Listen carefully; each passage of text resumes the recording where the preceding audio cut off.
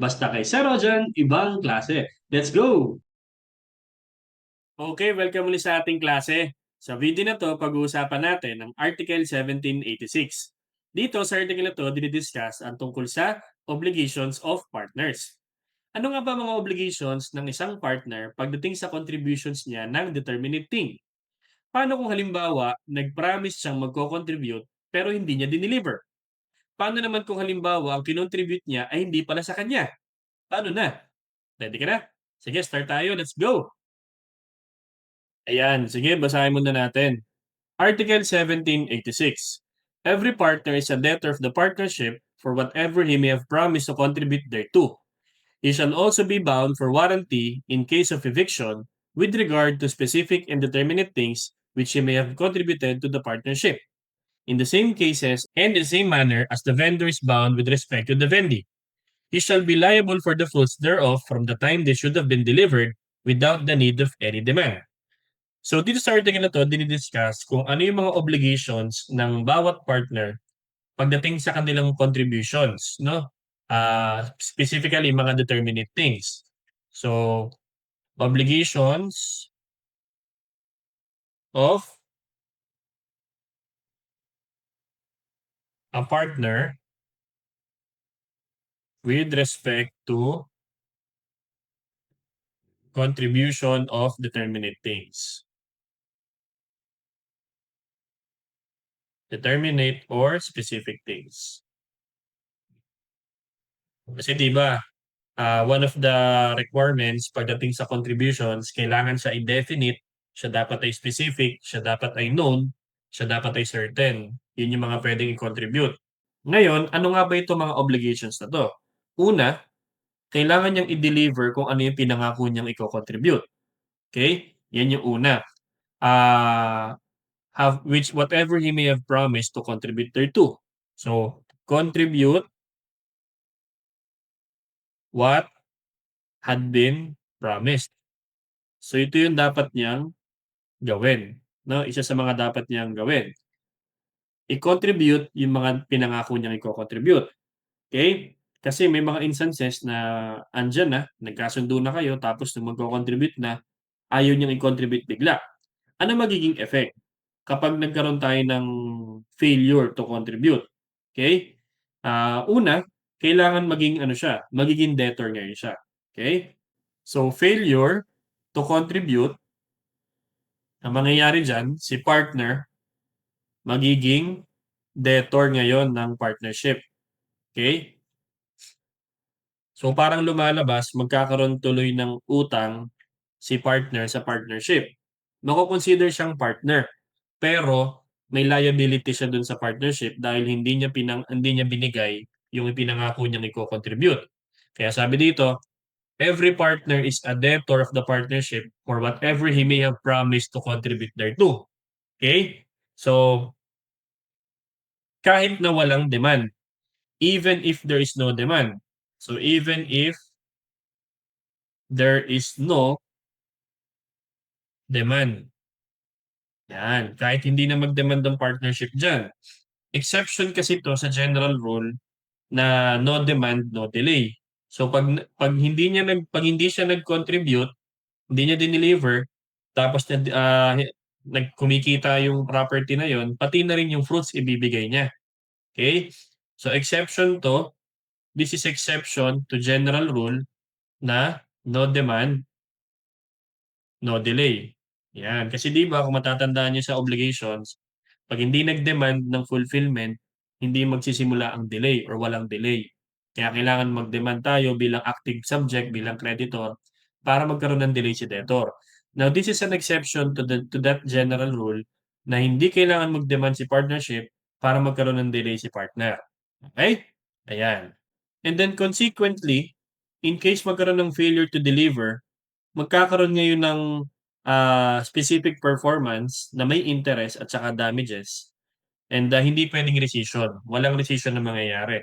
So consequently, pagkatapos maging debtor siya, 'pag nagkaroon ng failure to deliver, ang remedy is specific performance, okey?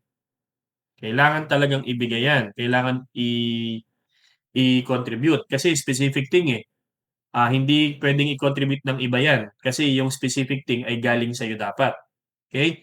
So, therefore, specific performance ang remedy with siyempre, with interest and damages, okey? Eh, sir, kailan magsisimula 'yan?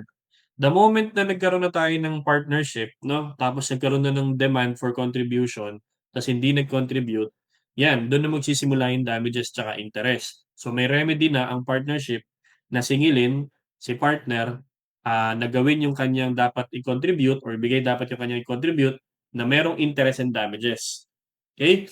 Pangalawa, bukod dun, kung sakaling ano nga, hindi naibigay tapos kumita yung object na yun, okey, yung dapat i-contribute, kumita yun, pati na rin yung fruits. O halimbawa, ang iko-contribute ko baboy, okey? Hindi ko kinontribute yung baboy, tapos yung baboy nanganak, pati rin yung anak sa partnership din yun, okey? So, therefore, obligation to deliver the fruits thereof, 'yan.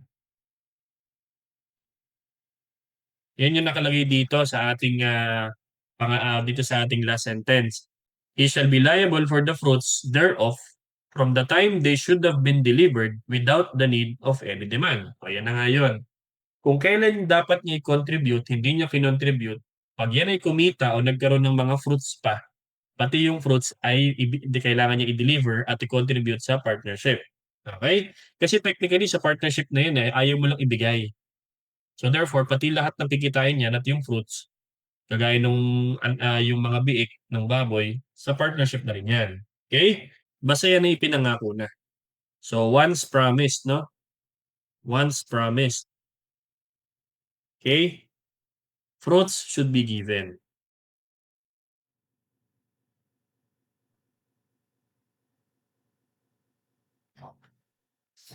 Kaya yung fruits na tinutukoy diyan, 'yan yung mga fruits from the time they should have been delivered without the need of any demand. Ngayon, paano kung bad faith si partner? 'Pag si partner is in bad faith, liable siya hindi lang yung fruits, pati na rin yung mga puwede sanang kitain, pero hindi kinita dahil bad faith siya, okey? Halimbawa, yung baboy na nga, supposed to be dapat manganganak, hindi inalagaan, okey? So, hindi na ngayon nanganak dahil nga namatay yung baboy. So, even though hindi nag-produce ng fruits yung baboy, dahil bad faith siya, okey, kailangan niyang ibigay na rin yung supposed to be magiging biik. Okay, it can be in the form of, kung ano man yung damages. Puwedeng money, yung katumbas, okay. Pero definitely dahil bad faith siya, okay, hindi lang siya liable dun sa magiging fruits actually produce, pati na rin dun sa mga dapat ay magiging, fruits na hindi nangyari, okay. If bad faith, okay, bad faith, if bad faith, okay, liable not only for the fruits actually produced, but also for those that could have been produced, that could have been produced. Kung halimbawa naman ang pinangako niya ay pera, okey, tapos hindi niya binigay, the partner failed to do, ngayon debtor siya, papasok nga siya dito, magiging debtor siya ng partnership, tapos liable siya sa interest and damages from the time na dapat niyang ibigay yung pera, okey? 'Yan. So, what else? Pangatlo na obligation is obligation to warrant. Anong klaseng warranty ang wina-warrant niya? Ayan nakalagay, warranty in case of eviction, warranty in case of eviction. Kailangan 'pag ibibigay niya ang isang bagay, siguraduhin niya dapat na kanya yon. Yung kasi ang ibig sabihin ng eviction. 'Pag sinabing warranty in case of eviction, ibig sabihin niyan, ah, kanya talaga yung property. at nag-a-apply lang ito sa mga specific or determinate things. So applies or refers only to specific or determinate things. Kasi mahirap naman kapag generic, no? Yan. Kung saan yun yung iko-contribute niya. Okay? Yan. Kasi nasa ano tayo eh, determinate or specific things. So, yung warranty in case of eviction refers only to determinate things. Kaya dito, with regard to specific and determinate things. So, anong nangyayari dito? Pag sinabi nating eviction, na-deprive si vendee nung object na binenta sa kanya by virtue of a final judgment kasi may naunang sale. Okay? May naunang sale prior to the transaction kay vendee. Para ba nangyari ganito? Pag nagbenta ako ng lupa sa'yo or ng bahay, tapos one day may kumatok, tinanong sino ka, di sabi mo, ay ako yung bagong may-ari ng bahay. Tapos sabi nung kumatok, ay ako po ang may-ari nito. O ibig sabihin, hindi winaranty nung seller yung in case of eviction kasi may iba palang may-ari ng bahay. Okay? So ngayon, kaya tinatawag na eviction kasi papaalisin ka doon dahil hindi pala ikaw ang tunay na may-ari dahil may prior sale. Okay? Based on the right prior to the sale. Okay? Or an act imputable to the vendor. So, yun yung ibig sabihin ng eviction. Eviction is deprivation of the thing sold. Okay? Based on right of prior to the sale. Okay? So this is deprivation of the things sold, okay, based on a right prior to the sale. Prior to sale. So may naunang binentahan yan, okay? Tapos binenta sa'yo, hindi winaranty ni seller, iba pala may-ari. So, yun yung ibig sabihin nun. Ngayon, dito sa partnership, kasama sa obligation ng partner na tiyakin at siguraduhin na i-contribute niya ay walang ibang may-ari kundi siya para pagdating ng contribution, si partnership lang ang may-ari niyan. Ngayon, what if halimbawa hindi nangyari? So, liable siya doon. Okay?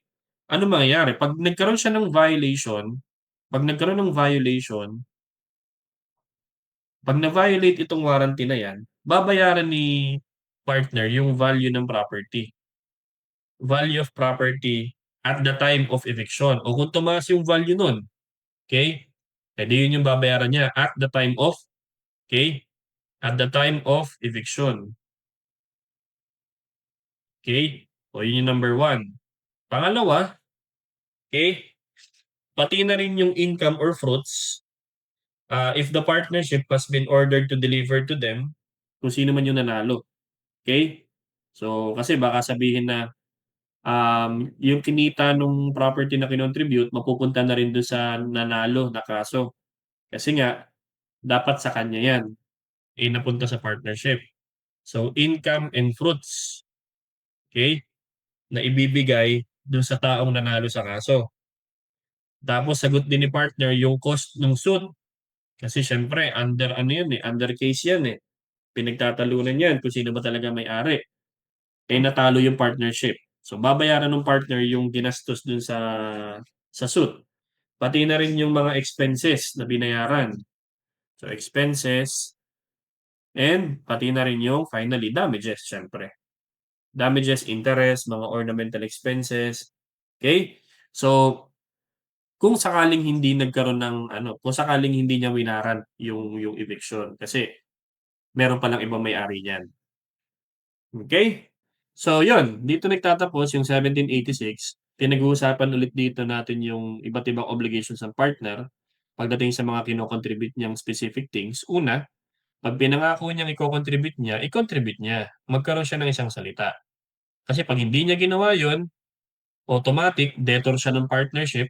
So, hindi na kailangang i-demand para siya maging debtor. Once hindi niya kinontribute, debtor na siya, liable na siya ngayon. Okay? Na anong remedy ng partnership is to apply specific performance with interest and damages. Kasi kailangan niyang ano yun, i-deliver, hindi niya dineliver yung pinangako niya. Okay? Tapos kung halimbawa, hindi pa naman dinideliver pero pinangako na niya, halimbawa, nagkasundo tayo ngayon, pero delivery ay next week. So, kailangan niyang alagaan. Okay? Prior to delivery, prior to delivery, kailangan niyang i-take care. Take care. Okay? So, with the diligence of a good father of a family. So, parang ganun. With the diligence of a good father of a family.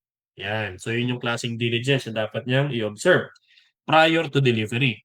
Again, kung nagkasundo tayo ngayon na magko-contribute tayo next week para sa partnership, bago dumating yung next week, alagaan mo mabuti yung ipinangako mo i-contribute.